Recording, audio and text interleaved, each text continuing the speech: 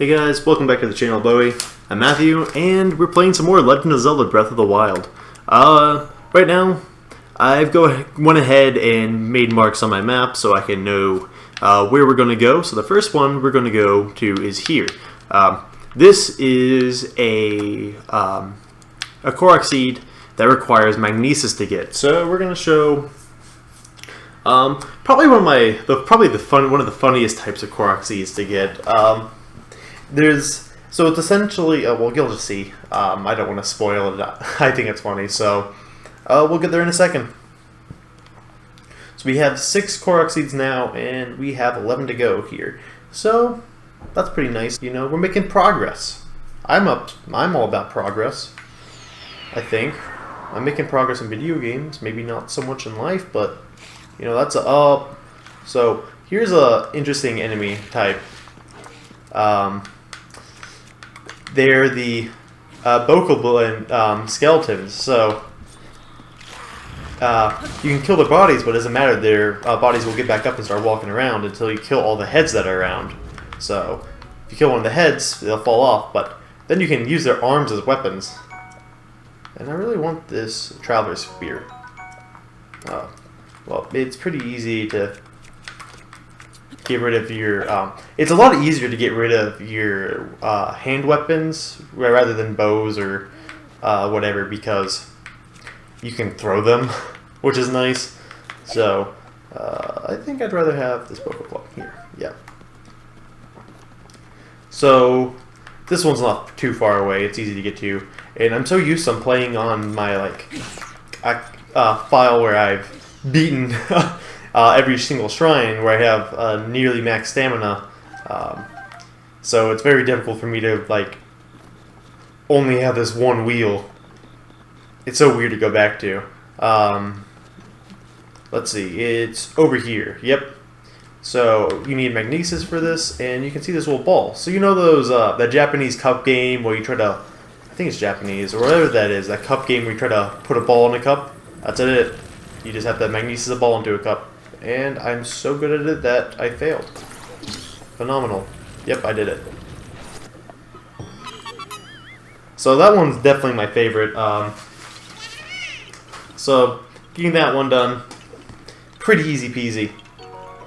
So now we're going to try to make our way towards the next shrine, which is over here. And there's a Korok seed over there. So I'm not going to fast travel the Great Tower Plateau. I don't trust myself to not fall down on the way there. So I had to stamp. I'm going to put that there. That's the Korok seed, which I think I can get that first. Yeah, I think it requires magnesis. Oh, I want those. Those are fireflies. So once again, you have to sneak up. So you press in the left stick and you can crouch. Don't you shoot at me, you little asshole. What are you doing? Oh, there's one who has arrows. Where are you at, punk? Oh, no, you didn't. Get out of here. See, I hate... Oh, God, I hate it when they do that at night, where they just come out. But they're a good source of...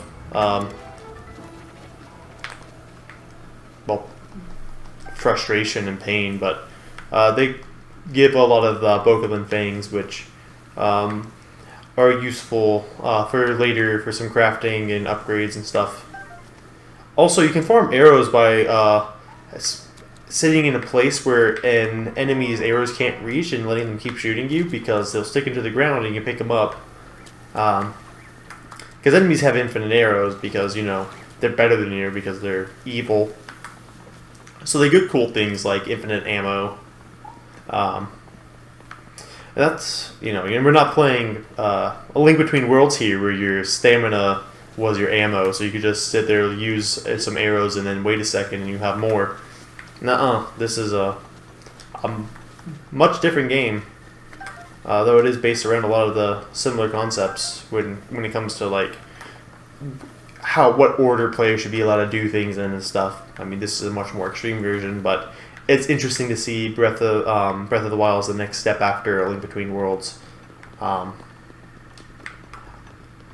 Oh, and here's Keese, which are the bad enemies. They only have their Cyclops in this game, so Cyclops bats. And I get Keese eyeballs and Keese wings, so we get a... Had I already killed Keese at this point? These things get a little annoying at night, but... where's his arm? Oh, it's still on his body. So now... yeah, it took him a while. Well, I guess that was probably just his his animation was keeping him alive a little bit longer. So, we're about to see something pretty crazy here. So we can see there's this shrine here. We're really, really close at this point. And let me see. I think it's over here a little bit. So I think one of these is pretty weird. Yeah, cutscene will play, and it shows it coming to life. So these things fire massive lasers at you that are really, really mean, and you don't want to deal with. So we're not going to deal with it right now. Mostly because I have other plans. And... do I have other plans? Or do I have to drop below? I know there's... leave me alone.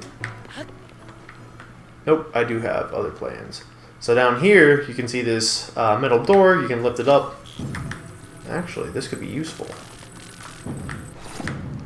And underneath it was a rock. And look at that, Korok seed. So that thing, that giant robot thing is called a Guardian, and that's I can't remember the exact name of it, but it's kind of, I think it's maybe a corrupted Guardian or something. And that's your beige. But I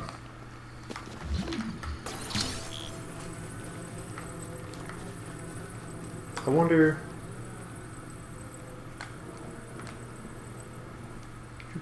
Bam.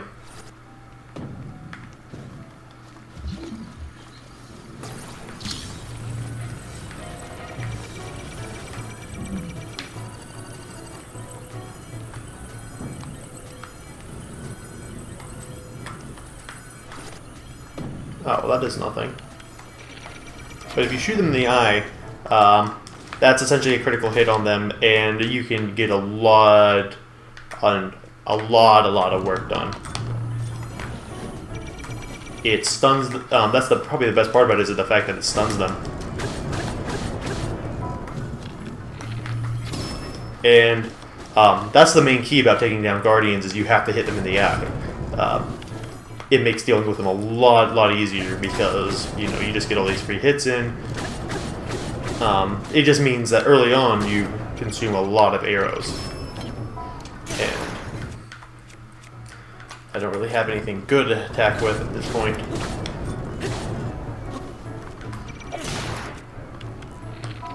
This is getting bad. I'm going to change my soldier's bow. And I need to change weapons. I don't really have anything good. I'm going to use this Traveler's Sword. And you can input a quick spin attack just by rotating the circle around.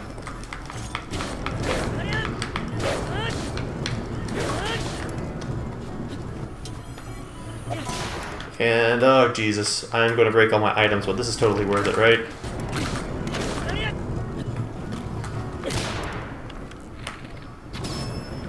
It's not worth it, I promise you. This was a really bad idea, but...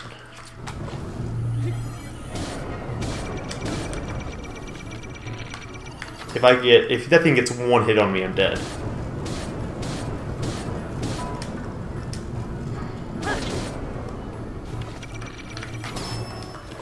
And I did it. He's dead.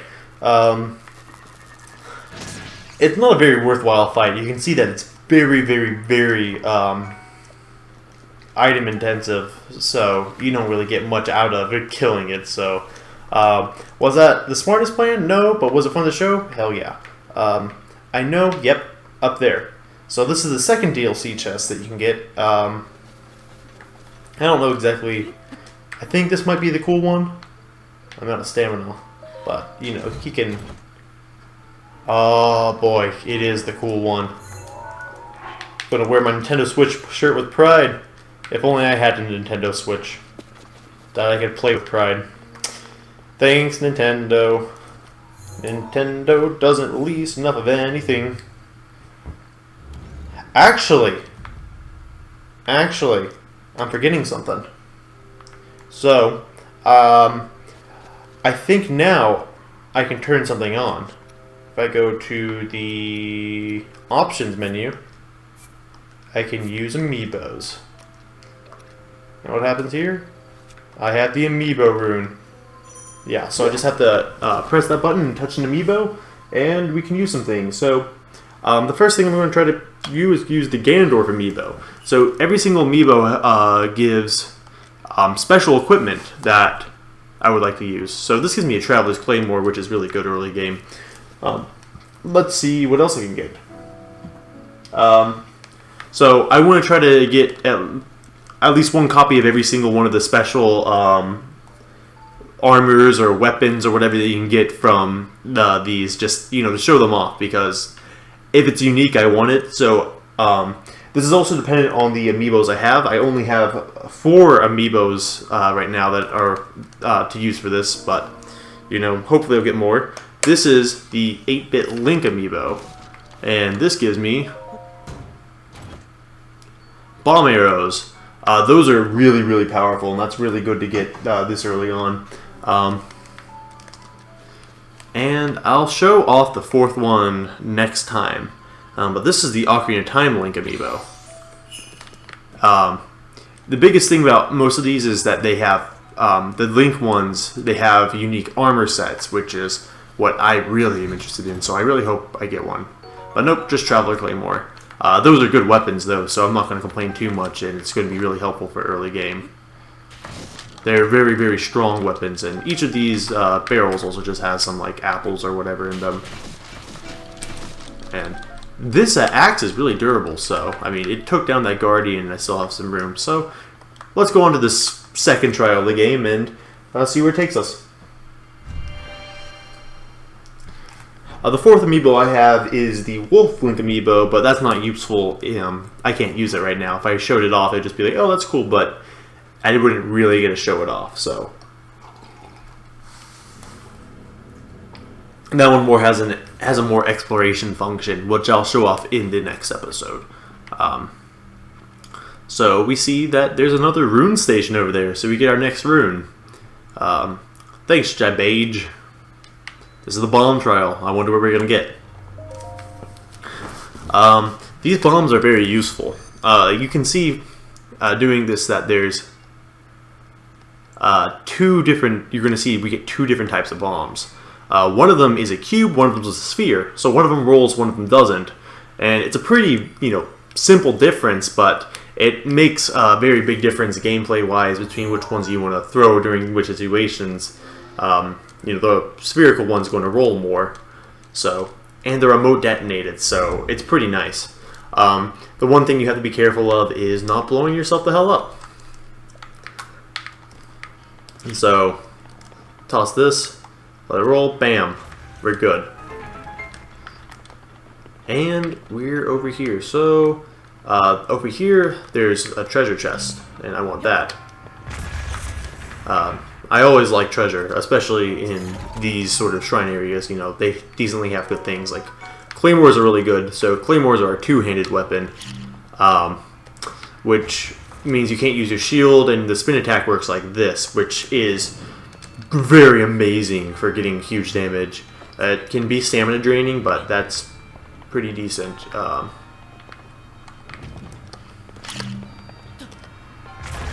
And that was a really good bomb throw. I know it's really interesting the cycles they use in this part. So in a speedrun. So what you're supposed to do here is, you know, drop your bomb and it'll shoot it up over there. But I want to go for something fun in this case, because I know there's a precise bomb throw you can do that will blow up all the ones you need blown up. And of course, I'm bad, but yeah. So I can get up through there now pretty easy. I'll do up here just for funsies. And I am so glad I didn't hit myself. I think I can... I think hitting myself with a bomb would one-shot me. So I'm going to do the optional thing over here. You can see that this is throwing things back and forth. So it has this little orb. And this orb is useless to you, but... you know, you can throw. It shows you can throw bombs across it, and it can also launch you. So, lots of different uses, and we get our first amber, which is a gemstone. So there's lots of different gemstones, which generally have elemental properties or whatever. The amber represents elementalist, sort of. It just has just regular high physical defense. So, all right, here we are. This is the end of the second shrine. So.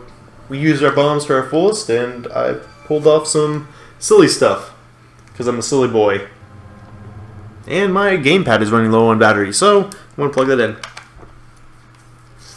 Alright, so we got 2 spirit orbs now, and I think that's the end of an episode. So, at the beginning of the next episode, I'm going to show off the Wolf-Link amiibo, and I'll be happy with myself once again.